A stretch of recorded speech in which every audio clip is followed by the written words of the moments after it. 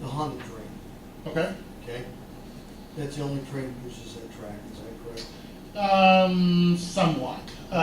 Do we have there's still other merchants in town that utilize Okay. the train for their stuff. Is that a scheduled time? No. Okay. So what kind of conversation or connection do you have that you are able to have trucks on each side of the track when the train's coming through? We used to get notified, and if they're bringing an extremely large train through, they notify us, and we move south of the track. We have to put trucks south of the tracks. We've not been notified of that for quite a while. Okay. Where are we as a city in regards to the consideration of putting that second fire station on the south side of the tracks? I'm working with a current building company that has a building south of the tracks.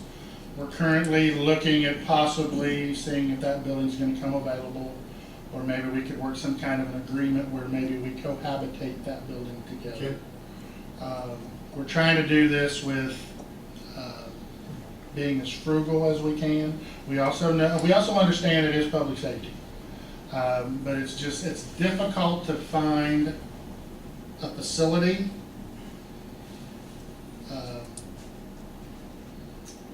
that would work without having to expend out a lot of money. We've tried to work with, we are currently trying to work with Washington Township to come to the agreement. We provide fire protection in Washington Township through the contract. They're looking to try to work with us on putting the second station in. But currently the location would be south of the tracks, and depending, I don't know dollars and cents wise, because the company's not come back to me yet and said what they're interested in for the building. So, Okay, let me pose this question to you. In regards to EMS, mhm.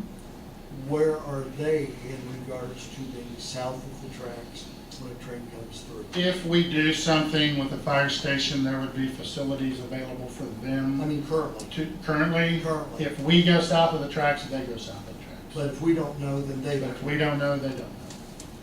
And if we go and they're not able to get over, the personnel that I have on the apparatus are certified EMTs. We carry defibrillators. We carry everything we would need except being able to transport.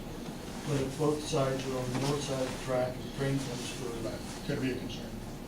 then there's a problem.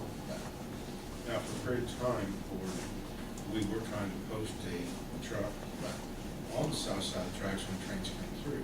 However, Well, they stopped notifying us that they were coming.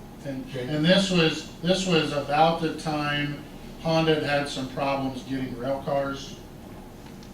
And once they started getting those, they were bringing huge trains in. I would make the suggestion, not as a member of this board, but just from a personal issue, that whomever's responsible needs to be reminded that we require them to notify us. and I don't know if we can force the issue, but it is good relationship. Well, exactly, and that's my point. Because we keep calling it the Honda train. It's a train that goes to Honda. Right, Who we're actually dealing with is the railroad. right. Now, does Honda maybe have some influence on what the railroad does? Possibly.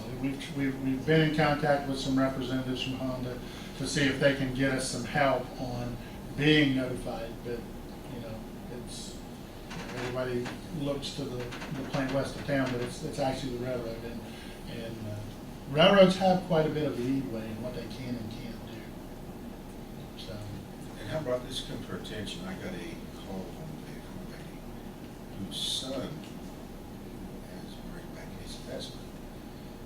At one time, she didn't have the luxury of calling the ambulance.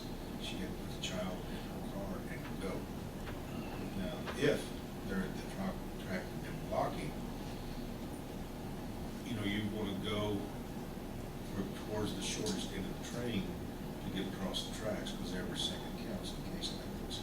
But if there's a possibility of train been blocking on one of those long trains, they may not make it. And that's when we started posting the truck and ambulance on the south side of the tracks. When we asked them to notify us, they were for a while. They were, and just like I said, we'll get back with them and see if there's any way they can continue. Again, the unfortunate part is there's usually 2 to 3 trains coming and going and all kinds of different Is this things. CSX? Yeah. What, based out of Jacksonville, Yeah, they own the tracks from Indianapolis to Cincinnati. It's a small short line railroad that, again, don't have maybe the assets that CSX or whatever has. But we'll get with them and see what they say. Please do. We'll do. Thank you. Thank you. Good stuff. The Klosterkemper.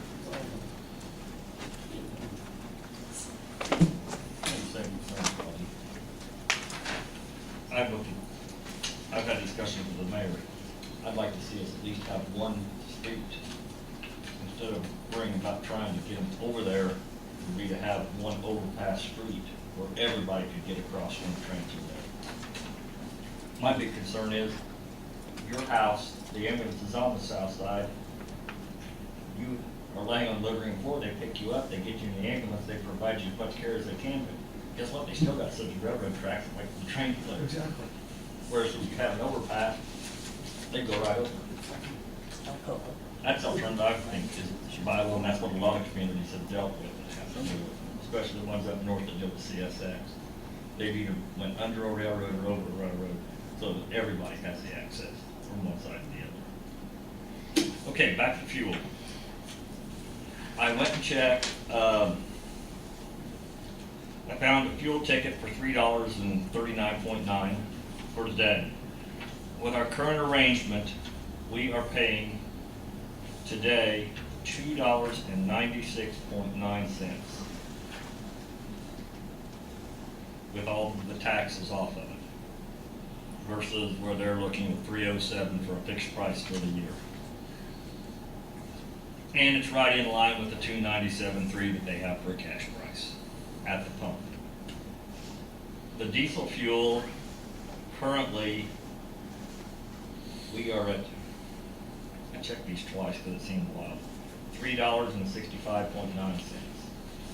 So if we would be to lock it in at $3.43, we would be better than we are currently. And that number is based on my efforts to get my money back from the state of Indiana. And right now, we're struggling with the state of Indiana Department of Revenue.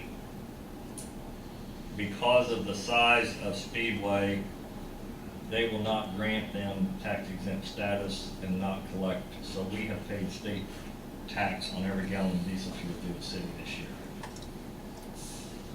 And I looked at one of mine, I pulled, I don't remember which month, the month of December. In other words, on mine, 1,350 gallons because of the snow. Right now, I'm fighting to get back 16 times 16. 196. I'm trying to get about $150 a month back for the last year. And I'm really having a hard time getting it. When I can get mine figured out, I'm going to try to help Scott get his back and Jeff get his back. But it's your call as a board. I like the automated pumps. I think the other department heads like the automated pumps. And I think the 5 and 10 cent premium is a lot closer to what we've seen than what we've seen in previous years to lock that in. It makes it a lot easier for each of us to budget for the year. And if I was making a recommendation, I would say to take Premier Ag's fixed prices at the pumps for both products.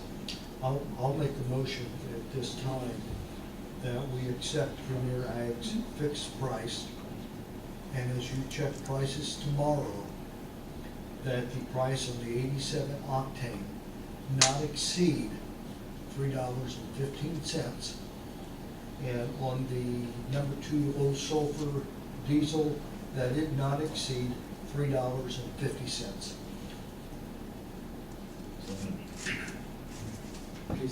That'll give you some leeway. Okay, that's 8 cents. You go 307, you go 315. Right? Right. That's on the fixed month. 87. Next.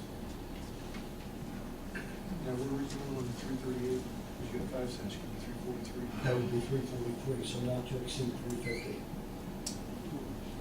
In case it could go up by tomorrow morning. If it goes up more than that, then I think we would revisit it. Fair enough? That sounds fair. I would do so. In other words, you gotta remember, his bid was actually prepared for last Monday, so it was on the 6th, so I don't know what fuel prices have done. I don't check and work for exchange every They day. went down today. So it might be even better. Be a good thing. I'll second the motion. Okay, Dr. King has made the motion, and Steve Simmons has seconded, to approve accepting the offer if it does not exceed $3.15 a gallon for gas for the 87 octane and $3.50 a gallon for diesel fuel, which is the green diesel fuel undyed, correct? No, it's number 2, undyed fuel at the bottom. Okay. Number 2, low sulfur diesel fuel undyed. We want to be clear that that includes the 10 cents, 315 includes the 10 cents. Yes, Right. very clear. Yes. Is there any further discussion, board? Hearing none, all those in favor say aye. Aye. Opposed, same sign. Hearing none, motion passes. Thank you, board. In regard to the other 2 products, the concrete beds, there's quite a bit of difference between the 2. My recommendation would be to go with IMI. I mean, we're looking at $12 to $15 a yard. And since we only had 1 bid for our stone and gravel, my recommendation would be to go with New Point and Harris City. Those are the ones we utilize here locally. I agree with that.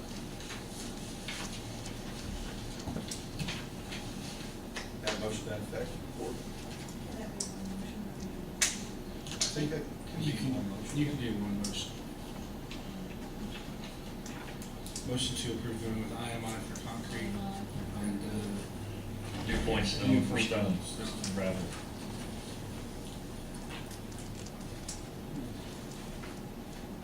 Second. Linda made the motion and Dr. King seconded. All those in favor say aye. Aye. Opposed, same sign. Motion passes. Thank you. Thank you, Mark. Anything else from the board? Questions, concerns, comments? If not, I'll take a motion to adjourn. So moved. Adjourn, thank you.